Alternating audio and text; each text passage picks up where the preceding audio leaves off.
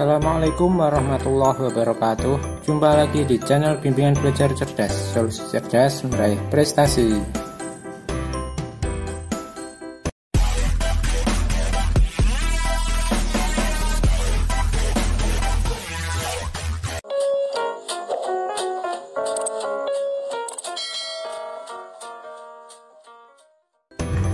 Pembahasan latihan soal subtema 1 tema 3 Bupena jilid 6A halaman 168.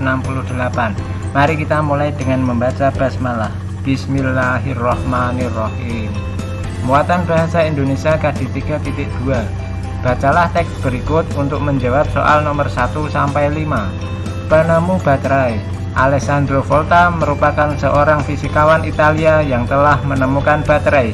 Alessandro Volta lahir pada tanggal 18 Februari 1745 di Como, Italia. Pada usia 29 tahun, Volta menjadi profesor fisika di Royal School di kota kelahirannya. Pada tahun 1774, Volta menemukan sebuah perangkat yang dapat menghasilkan listrik statis. Pada tahun 1779 di Royal School, dia menemukan tumpukan Volta, yaitu metode praktis pertama untuk memproduksi listrik. Mulanya, ia menemukan piringan tembaga dan cakram seng secara berselingan dengan potongan karton yang dicelupkan dalam air garam ditempatkan di antara kedua piringan tersebut. Tumpukan tersebut mampu menghasilkan arus listrik. Penemuan ini diakui sebagai baterai pertama yang menghasilkan arus listrik secara konsisten dan dapat diandalkan. Alessandro Volta menunjukkan bahwa listrik dihasilkan ketika logam yang berbeda seperti kuningan dan besi kontak satu sama lain dalam suasana lembab dan tidak melalui jaringan hewan. Atas dasarnya, satuan beda potensial listrik dinamakan volt. Nomor 1. Topik tersebut mengenai A. Perjuangan Volta menjadi fisikawan, B. Perjalanan hidup penemu baterai, C. Penemuan baterai, D. Penemuan-penemuan pada tahun 1800. Jawabannya adalah C. Penemuan baterai. Nomor 2. Kalimat tanya yang sesuai untuk mengetahui isi dari paragraf pertama teks tersebut adalah titik-titik.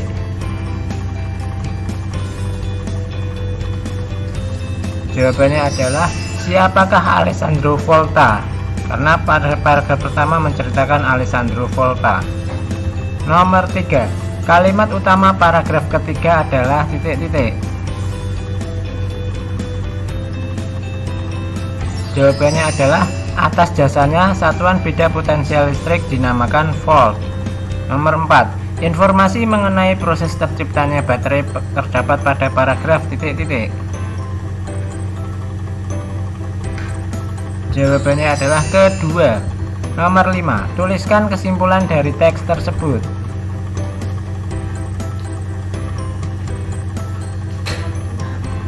Jawabannya, Alessandro Volta merupakan seorang fisikawan Italia yang menemukan baterai. Atas dasarnya, satuan beda potensial listrik dinamakan volt. Muatan IPA KD 3.4. Nomor 1. Contoh penggunaan rangkaian seri di kehidupan sehari-hari adalah A. Susunan lampu lalu lintas, B. Susunan baterai pada senter, C. Alat-alat elektronik di rumah, D. Pemasangan lampu.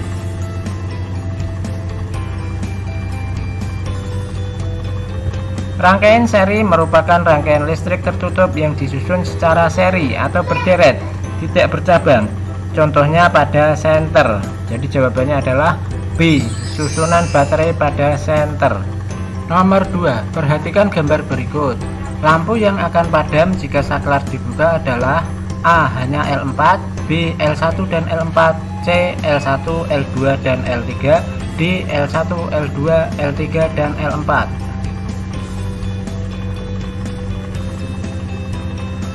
Pada gambar, rangkaian tersebut disusun secara seri.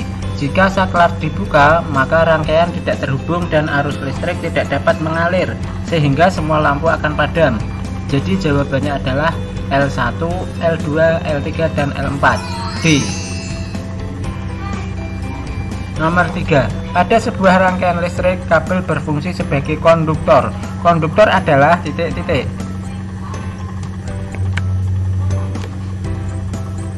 Jawabannya adalah zat atau bahan yang dapat menghantarkan arus listrik atau panas.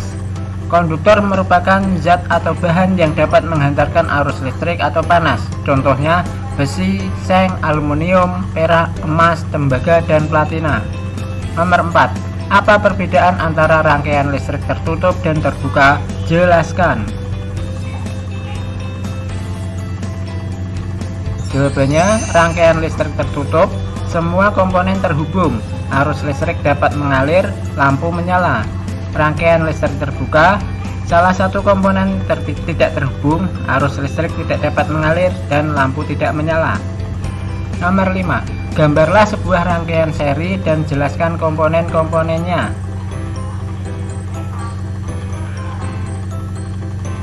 Jawabannya untuk gambarnya seperti ini. Kemudian komponen-komponennya, baterai berfungsi menghasilkan listrik. Saklar berfungsi menyambung atau memutuskan aliran listrik. Kabel listrik berfungsi sebagai konduktor yang mengalirkan arus listrik. Dan lampu berfungsi mengubah energi listrik menjadi energi cahaya. Muatan IPS KD 3.2. Nomor 1. Manfaat penemuan teknologi telepon genggam dalam bidang perdagangan adalah titik-titik.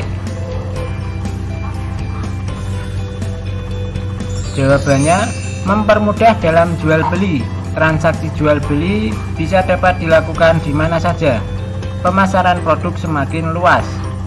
Nomor 2. Contoh perubahan sosial budaya setelah hadirnya kemajuan sarana transportasi di pelosok adalah titik-titik. Jawabannya, masyarakat di daerah pelosok dapat bepergian kemana saja dan kapan saja. Nomor 3. Penemuan telepon pintar atau smartphone dapat membawa perubahan sosial budaya dalam bidang titik-titik.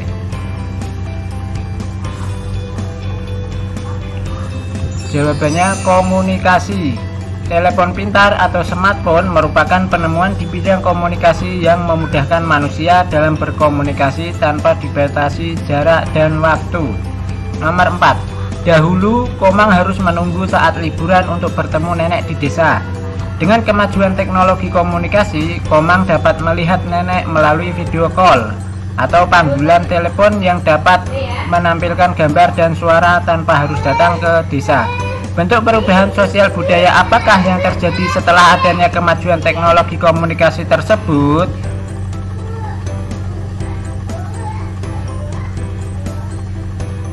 Jawabannya adalah setelah adanya kemajuan teknologi, cara berkomunikasi antar manusia mengalami perubahan. Cara berkomunikasi menjadi lebih mudah dan cepat, serta tidak terbatas jarak dan waktu. Nomor 5. Perhatikan gambar berikut. Perubahan sosial budaya apa yang kamu rasakan setelah adanya kemajuan sarana transportasi di atas? Jelaskan.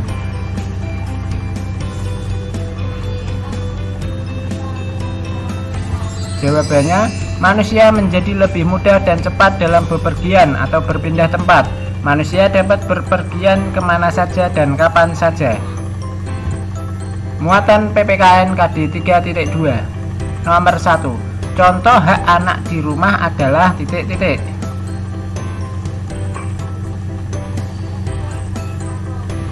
Jawabannya, memperoleh makanan yang bergizi, memperoleh kasih sayang, nyaman saat belajar di rumah. Nomor 2. Contoh penggunaan hak yang bertanggung jawab adalah titik-titik.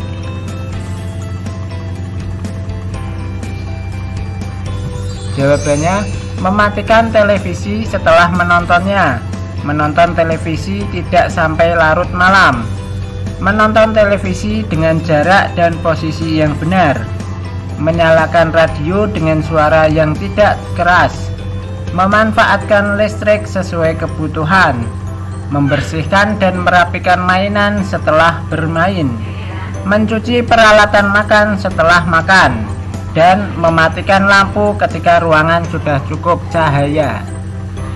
Nomor 3. Dedi ingin belajar di kamar. A. Apa hak Dedi? B. Bagaimana penggunaan hak tersebut sesuai tanggung jawabnya? C. Apa dampak jika menggunakan hak tersebut tanpa ada tanggung jawab?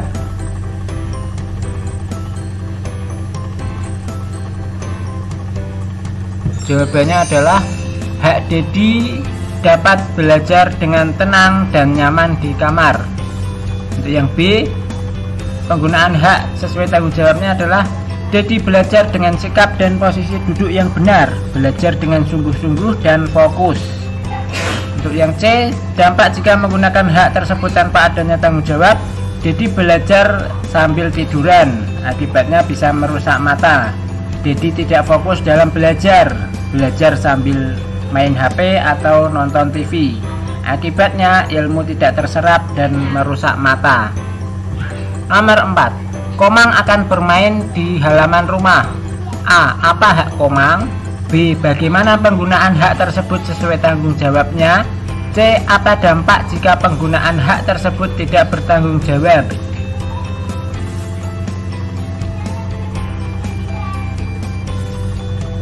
Jawabannya, hak Komang dapat bermain dengan rasa aman dan senang. B. Penggunaan hak tersebut sesuai tanggung jawabnya, Komang bermain di waktu luang dan setelah bermain harus membersihkan dan merapikan tempatnya. C. Apa dampak jika penggunaan hak tersebut tidak bertanggung jawab? Tempat menjadi berantakan dan kotor. Komang lupa waktu keasikan bermain. Nomor 5. Mengapa kita harus melaksanakan hak kita secara bertanggung jawab? Jelaskan alasanmu. Jelaskan jawabanmu.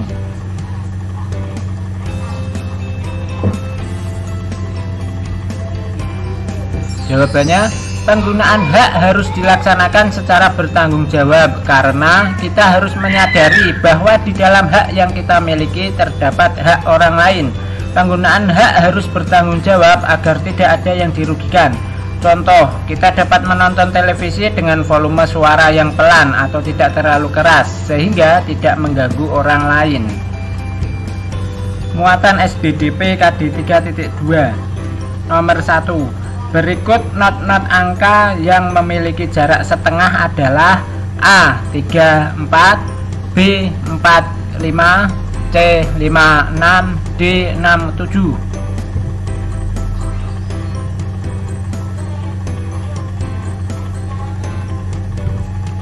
Jarak antar nada atau interval nada. Nada do ke re intervalnya 1, re mi intervalnya 1, mi fa intervalnya setengah, fa sol intervalnya 1, sola intervalnya 1, la si 1, si do setengah. Jadi untuk yang memiliki jarak setengah itu ada mi fa atau 3, 4 dan si do 7, 1. Jadi jawabannya adalah A ya, 3, 4. Nomor 2. Berikut not-not yang mempunyai jarak antar nada setengah antar nada 2 adalah A. 1, 2, B. 2, 4, C. 4, 6, D. 6, 7.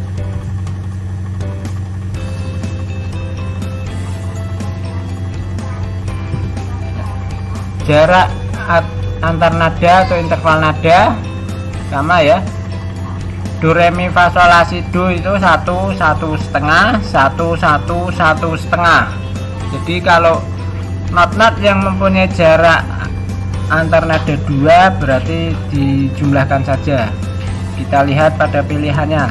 Yang A 1, 2 itu jaraknya 1. Yang B 2, 4 ini jaraknya berarti 1 setengah.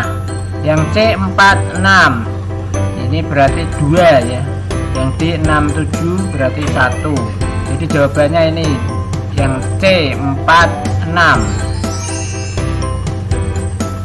Nomor 3. Interval nada adalah titik-titik.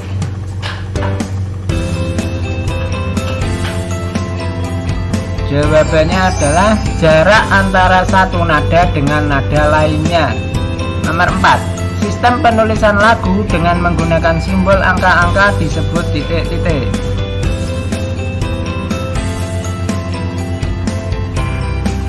Jawabannya notasi angka atau not angka ya. Nomor 5. Tuliskan masing-masing 2 contoh nada yang berjarak setengah, 1, 1,5 dan 2.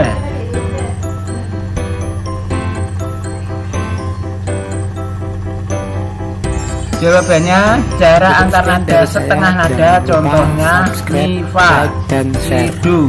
Terima kasih. Jarak satu nada, contohnya do, re, mi, fa, sol, la, dan la, si.